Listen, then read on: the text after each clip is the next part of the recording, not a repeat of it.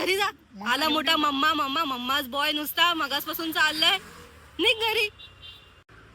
अतिश किती वेळ झाला तुला तुला वेळेवरती येतात नाही का? हा, तुला वेळेचं काय भान बिन आहे का नाही? मला वेळेचं भान आहे. मला घरी वेळेवर पोचावं लागतं, नाहीतर माझी मम्मा मला ओरडते मग. हा ठीक आहे, सॉरी. पुढे जाऊया आपण. कुठे जाऊया म्हणजे?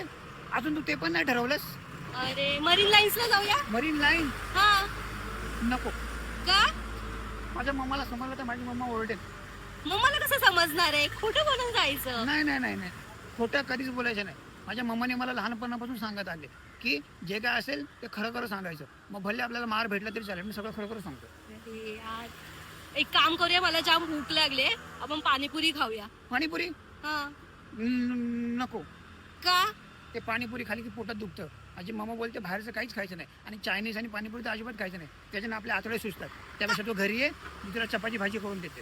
काय लावून ठेवलं यार तू सारखं मम्मा मम्मा मम्मा? हा, आता कुठे जाणार आहे आपण? मूवी बघायला तरी जाऊया यार, 7चा शो आहे. नको. काय नक्क? हा? ते माझी मम्मा बोलते थिएटरमध्ये खूप आवाज असतो, त्या आवाजाने आपले कान फाटू शकतात. मग कानाच्या पडद्या बिडद्या फाटला आणि आपण बहिऱ्या बिऱ्या झाला, आपलं ऐकायला नाही येणार ना.